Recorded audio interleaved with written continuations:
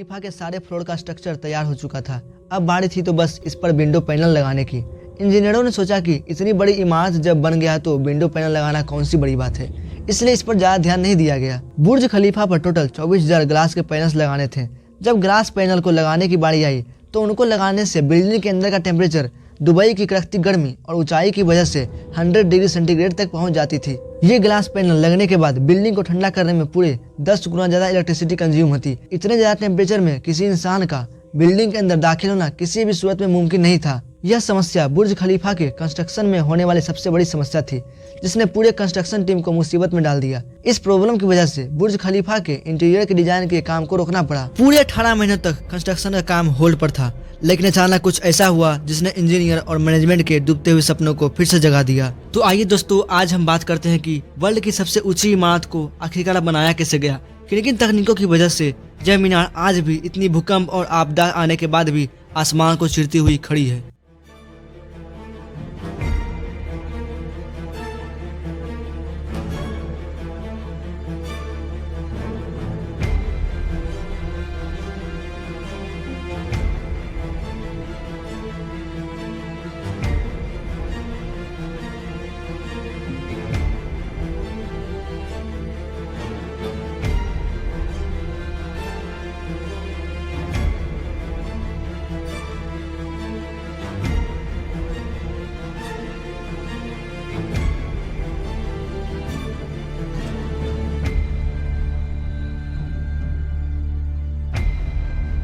बुर्ज खलीफा के कंस्ट्रक्शन का काम 12 जनवरी 2004 में शुरू हुआ था, जिसके बाहरी हिस्से का काम 5 साल बाद 2009 में पूरा कर लिया गया।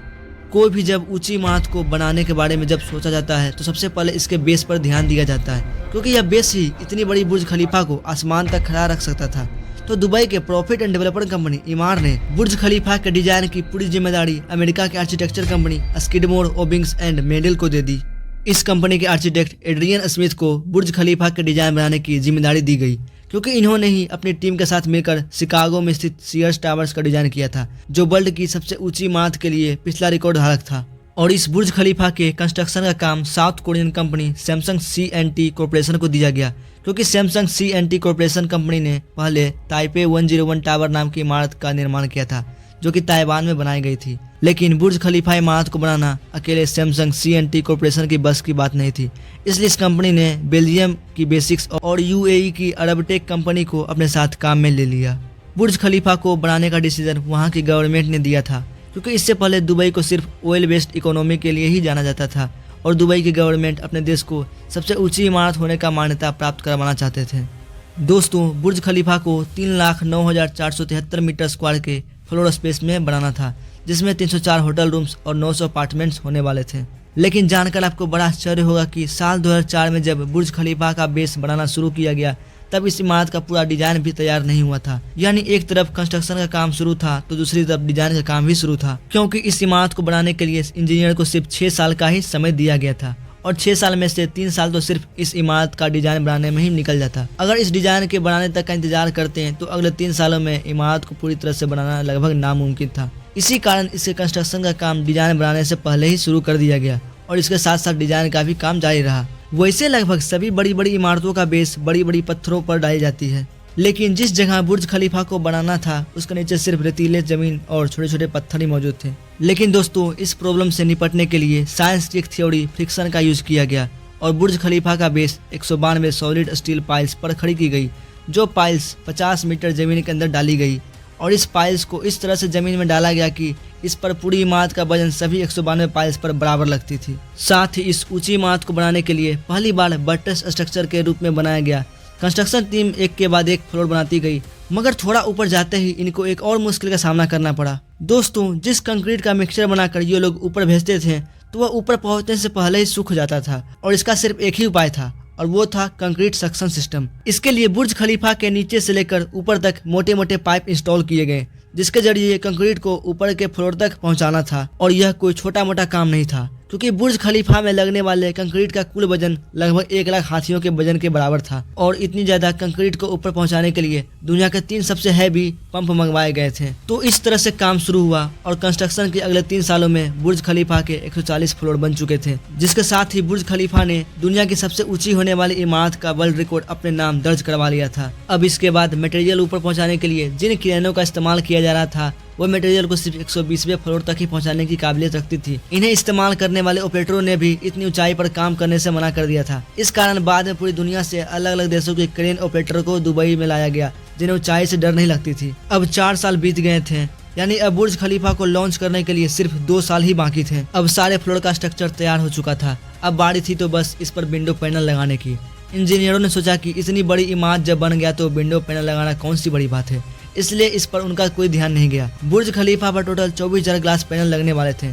जब ग्लास पैनल को लगाने की बारी आई तो उनको लगाने से बिल्डिंग के अंदर का टेम्परेचर दुबई की कड़कती गर्मी और ऊंचाई की वजह से 100 डिग्री सेंटीग्रेड तक पहुंच जाती थी। बिल्डिंग को ठंडा करने में पूरे 10 गुना ज्यादा इलेक्ट्रिसिटी कंज्यूम होती थी। इतने ज्यादा टेम्परेचर में किसी इंसान का बिल्डिंग के अंदर दाखिल होना किसी भी सूरत में मुमकिन नहीं था। यह समस्या बुर्ज खलीफा के कंस्ट्रक्शन में होने वाली सबसे बड़ी समस्या थी, जिसने पूरी कंस्ट्रक्शन टीम को मुसीबत में डाल दिया। इस प्रॉब्लम की वजह से बुर्ज खलीफा के इंटीरियर के डिजाइन के काम को भी रोकना पड़ गया। पूरे 18 महीनों तक कंस्ट्रक्शन का काम होल्ड पर था, लेकिन अचानक कुछ ऐसा हुआ जिसने इंजीनियर और मैनेजमेंट के डूबते हुए सपने को फिर से जगा दिया। आखिरकार उस टाइम के मशहूर इंजीनियर जॉन जिराफा ने कहा कि उनके पास इस परेशानी का सॉल्यूशन है, लेकिन वो सॉल्यूशन काफी महंगा होगा। जॉन की बात को मान लिया गया क्योंकि इसके अलावा और कोई दूसरा उपाय ही नहीं था। जॉन ने एक खास किस्म का ग्लास बनाया जो सूरज की रोशनी से निकलने वाली अल्ट्रावायलेट रेज को वापस रिफ्लेक्ट कर देता था। लेकिन इस एक ग्लास की कीमत $2,000 थी और ऐसे 24,000 पैनल बनाने थे, यानी ये रकम 3 अरब 60 करोड़ की थी, जिसके लिए एक पूरी फैक्ट्री बनाई गई जिसमें सिर्फ यही ग्लास पैनल मैन्युफैक्चर हुए और सिर्फ 4 महीनों में ही ये एल्युमिनियम ग्लास पैनल तैयार हो गया। दोस्तों, कंस्ट्रक्शन के आखिरी साल में बुर्ज खलीफा लॉन्च के लिए बिल्कुल तैयार था। गैस, पानी और बिजली का सारा काम हो चुका था, लेकिन फिर भी कुछ न कुछ अधूरा जरूर था। बुर्ज खलीफा के टॉप फ्लोर की एंडिंग अधूरी थी। इसके ऊपर एक सॉलिड स्टील का पाइप लगना बाकी था, जिसकी लंबाई 136 मीटर और इसका वजन 350 टन था। दुनिया में से कोई भी क्रेन मौजूद नहीं थी जो इतने ज्यादा वजनी स्टील को उठाकर बादलों से भी ऊपर बुर्ज खलीफा के टॉप पर जाकर रखे। लेकिन किसी भी कीमत पर यह काम करना जरूरी था, क्योंकि अब बुर्ज खलीफा के लॉन्च का मामला था। अब इंजीनियर ने फैसला किया कि 136 मीटर लंबी यह रोड को बुर्ज खलीफा के अंदर ही बनाया जाए। अब इस रोड को छोटे छोटे हिस्सों में ऊपर ले जाया गया और बुर्ज खलीफा की चोटी पर ही इसे वापस असेंबल किया गया। अब बुर्ज खलीफा पूरे तरीके से एकदम कंप्लीट था, लेकिन सालों की मिट्टी, धूल और कंस्ट्रक्शन वेस्ट की वजह से पूरा बुर्ज खलीफा मिट्टी से भरा हुआ था। अब काम था तो बस बाहर से इसको अच्छी तरह से पॉलिश करना, जिसका और तो कोई हल समझ में नहीं आया, बल्कि वर्कर्स को ही रस्सियों से लटकाकर 24,000 ग्लास के पैनल्स को बाहर से पॉलिश करवाया गया। दोस्तों, ये विंडो क्लीनिंग का काम अभी तक भी वर्कर्स को लटका करके ही किया जाता है। आइए दोस्तों, अब बात करते हैं बुर्ज खलीफा के बारे में कुछ फैक्ट्स की। नंबर 1, बुर्ज खलीफा के कंस्ट्रक्शन में 12,000 वर्कर्स एक ही टाइम में काम करते थे। नंबर 2, बुर्ज खलीफा की हाइट 3 एफिल टावर्स के बराबर है। नंबर 3, दुनिया का सबसे ऊंचा रेस्टोरेंट बुर्ज खलीफा में ही है। नंबर 4, बुर्ज खलीफा में लगने वाली एलिवेटर्स दुनिया की सबसे तेज चलने वाली एलिवेटर्स होती है। नंबर 5, बुर्ज खलीफा के सारे फ्लोर को मिलाकर इसमें एक समय में 30,000 लोग रह सकते हैं। उम्मीद है द विजन का ये एपिसोड आपको जरूर पसंद आया होगा। आप लोगों के प्यार भरे कमेंट्स और लाइक का बहुत बहुत शुक्रिया। मिलते हैं अगली वीडियो में। जय हिंद।